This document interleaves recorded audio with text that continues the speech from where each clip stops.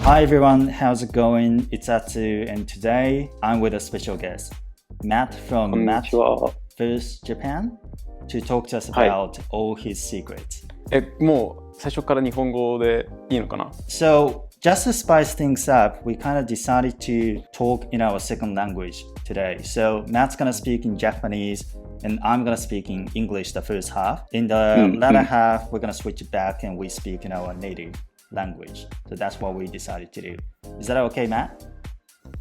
はい、もちろん。でもやっぱりちょっと変な感じするよね。It feels a little bit awkward. そう、まだ慣れてないから。でも多分もうこういう風に喋ってたら慣れるのかな? I'm pretty sure. Alright, first of all, welcome to the show. Thank you for joining us today. Maybe for this channel, we can start with your introduction. I'm sure you've talked about it like 1,000 times, but what is your background and what do you do with yourself? はい、そうですね。じゃあ、マットというそのものなんですけど、YouTube でマット VS Japan というチャンネルをやってるんですけど、そのチャンネルでは僕、アメリカ人の僕がどうやってその日本語を習得したのかっていうことについて動画を作ってるんですけど、それについてちょっとその話していくと、高校1年生の時に最初に日本っていいなとか日本語をできるようになりたいなって思うようになって、でそこから結構アニメとかもいっぱい見まくって、あと漫画読んだりとかラノベ飲んだりとかで、あとそういうアニメとかラノベの中に出てきた知らない単語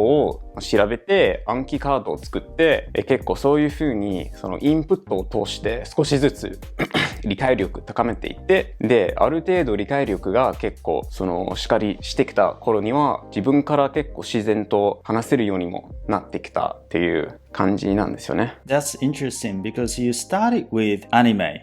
そうですね。What made you actually decide to study with anime? Were you really interested in anime from the beginning, or did you just think that anime would be the very optimal way of learning this language?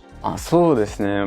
そのアニメが日本語に興味を持ったきっかけっていうのもあったんですし、普通にアニメも好きだったんですし、あと結構ものすごく影響を受けたブログがあったんですよね。このブログっていうのは All Japanese All the Time っていうそのサイトだったんですけど、そのサイトを作った人っていうのは、もうアニメとかそういう結構お得コンテンツを通して日本語できるようになったっていういうのがもう売りなんですけど、これはそのサイトを読んで、これめっちゃいいな、僕もこの人みたいになりたいなと思って、結構そういうのから入った感じですね。So that's when you were still a high school student? そうです。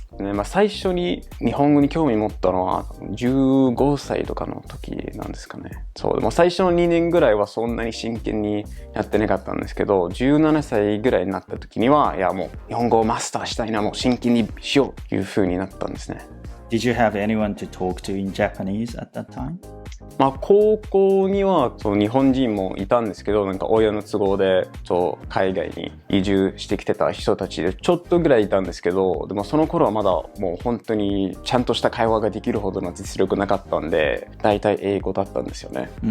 Listening to your Japanese, I'm like really impressed by how fluent and natural your Japanese is, and actually the way people speak in anime is quite different from the way we actually talk, right? But your Japanese doesn't really sound like anime-ish Japanese. So how did you actually correct, in the process of mastering? いや、面白いこと聞きますね。確かにもう一時期は本当にアニメっぽい日本語を喋っちゃってたんですよね。僕のその考え方では、アニメの日本語と現実の日本語もちろん全然違うんですけど、でも違うところよりも共通してるところの方が多いと思ってるんですよね。というのは文法は同じですし、で基本的な単語とかなんかですとか使うとか話すとか、もうそういう基本的な単語だったり助詞だったりっていうのはもう変わらないんですよね。どの日本語でもニュースでもそういう小説でも。なので基礎的な実力を鍛えた後は本物の日本人と友達になって、結構もっと自然な日本語に触れ出してから結構早くこういうもっと自然な日本語に直せたんですよね。It's like you built your Japanese with anime, which is kind of rough around the edges still. And then you kind of gradually polished it to make it sound more natural. Would that be まあそんな fair 感 to じです say? ね。でも今でもちょっとなんか酒飲みすぎちゃって酔っ払ってきたらちょっと日本語がアニメっぽくなっちゃうことってあるんですよね。だからやっぱり土台があれなんですよね。That's interesting. That's interesting. So, how long have you been studying Japanese? Are you still in the process of learning Japanese, you think? まあ今となっては 10年ちょいですね。かなり長いんですけど、まあ、ここ最近はそんな勉強っていうよりもただもう日常生活の中で使うことによって多分自然と上達することもあると思うんですけど、でも多分そんなここ数年ぐらいは実力変わってないんじゃないですかね。So 10 years. 合計すると10年になるんですけど、最初の2年ぐらいはさっき言ったみたいにそんな真剣にやってなくて、で17歳の時から22歳の時までも本当にものすごい勢いでもう熱心でそればっかりやってたんですけど、でもう23歳ぐらいになった時には、まあ日本語を日常生活でも使いながら英語にも結構触れるようになった。そういう5年間のもう勉強してた5年間の時期は本当に英語をできるだけ避けてたんですよね。もうできるだけ一日中日本語に触れるようにしてたんですね。So did you actually have the opportunity to come to Japan and stay here to immerse yourself? いや、あったんですよ、それが。そういう猛勉強の時期を始めてから半年ぐらい経った頃には留学したんですよね、日本に。でもその留学した頃にはまだほぼ日本語できなくて、というわけでもうホストファミリーともうまくコミュニケーション取れなかったし、学校でもあんまり友達作れなかったんですよね。まあ半年だけですけどね。その半年の間、結構変な話なんですけど、やっぱりそういう日本語できなくてあんまりコミュニケーション取れなくて、僕も最初から結構陰キャっぽいところがあって、なのでちょっとコミュ力そんな高い方じゃないので、日本に行った時は結構授業サボって図書室行って一人でライブ読んだりとか、あと帰ってきてもなんか部屋に引きこもってアニメ見たり暗記カード作ったりとか、まあ本当に今振り返って考えてみると本当に変な話なんですけど、日本にいても独学っぽいことをずっとやってたんですよね。So you don't think the 6 months didn't make a significant contribution to your... まあ significant だったとは思うんですけど、でも帰ってきてもそういうアメリカに帰国してもまだ全然喋れなかったし、アニメ見てもまだ半分ぐらいしか分かんなかったし、日本にいてもアメリカにいても同じような勉強の仕方してたんで、そんなに留学しなくてもよかったんじゃないかって思うんですけどね。Right. So in your opinion, do you think people should study as much as possible before they go abroad to do that? いや、その通りだと思う。やっぱりそう日本語の基礎ができてない時点で留学したら、英語でも日本語でもそうなんですけど、やっぱりそういう留学という経験はあんまり活かせないと思うんですよね。やっぱりある程度できるようになってから留学した方がそういう活かせるようになると思うんですよね。I'm glad you mentioned that because I think a lot of people have this kind of misunderstanding or illusion that the reason they can't speak English is because they are not in a country where English is spoken. And they believe that if they go abroad and stay there for 1 year without doing anything, they will be able to achieve their ideal English. But they kind of realize getting disappointed by the fact that, it's not the case after spending like a year. いや、本当にそうだと思いますね。あと理解力の方は一番、結構みんな喋る方に集中しがちなんですけど、でも本当に僕の考えでは本当に重要なのは理解力なんですよね。というのは結構単語とか文法とかの基礎を暗記したら、ある程度日本人の場合は日本語で考えてそれを頭の中で英語に訳すことで自分の言いたいことを表せるんですけど、そういうネイティブの返した返事が理解できなかったらもうコミュニケーション取れないんですよね。So are you saying like out of the 4 skills, speaking, listening, reading and writing, you think listening is the most important? 全部できることに越したことはないんですけど、でもそうだね、一番重要はリスニングだと思いますね。リスニングでもリーディングでもそうなんですけど、でもやっぱりリスニングの方がリーディングよりも重要なんですよね。現実そういう生活する上で。Even if you can't actually construct a sentence like 100% perfectly, you can still communicate with people, right? But if you can't understand what the person you are communicating with is saying, then you're not going to be able to communicate. So that's exactly what I experienced when I was working speaking in Australia. For instance, Chinese people, their performance is great, but their language skill when it comes to speaking was not as good, but their listening was like just so good that they can understand the instructions clearly and can produce really good performance. So, 重要なんですよね。I'm completely on the same page. Right, so since you started learning it very intensively, maybe it's been like 8 years. そうですね。日本に留学して帰ってきた頃には、もう普通の高校に戻らなかったんですよね。というのは、留学してた頃はもう単位もらえなかったんですよね、日本の学校で。一応授業を受けてたんですけど、もう何もわかんないから、何も学べなくて。というので、留年する代わりに、近くの、コミュニティカレッジって言うんですけど、日本語でなんて言うかわかんないんですけど、大学っぽいところで、高校を終えたんですよね。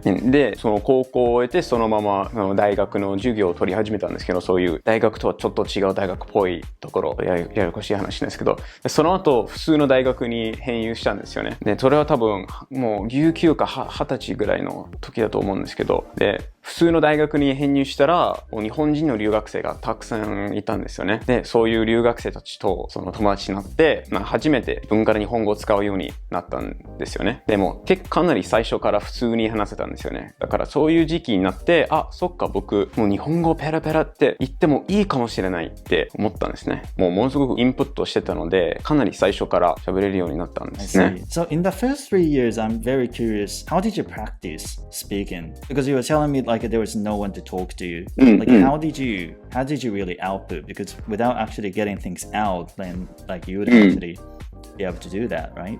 それがですね、全然しなかったんですよ。アウトプットの練習はひたすらインプットのみだったんですね。だから本当にもう聞きまくったり読みまくったりしてたんですけど、自分からもうほぼアウトプットしなかったんですね。So at first you felt a little bit uncomfortable like putting things out. もちろん。僕が考えるような言語っていうのはパターンなんですよね。例えば、英語だったらトイレ行きたいときはI need to go to the bathroom って言うんですよね。でも日本語だとトイレに行く必要があるんじゃなくてトイレに行きたい。英語だったら I want to go to the bathroom って言うんですよね。だからもうアニメとかドラマとか映画の中とかでトイレ行きたいっていうパターンをもう多分100回以上インプットしてたんで、僕もトイレ行きたいって思った時にもう自然と出るんですよね。I'm not sure if you already know about this, but I make my own vocabulary books called Distinction. But I'm wondering if you've ever used something like that when learning Japanese. いや、全然使いませんでしたね。というのは、アニメ自体が僕の単語帳だったんですよね。So basically you made your own yourself. そうですね。実は暗記っていうソフトを使ってたんですけど、暗記って、知ってます？ I do. はい、ちょっと特別なソフトなんですよね。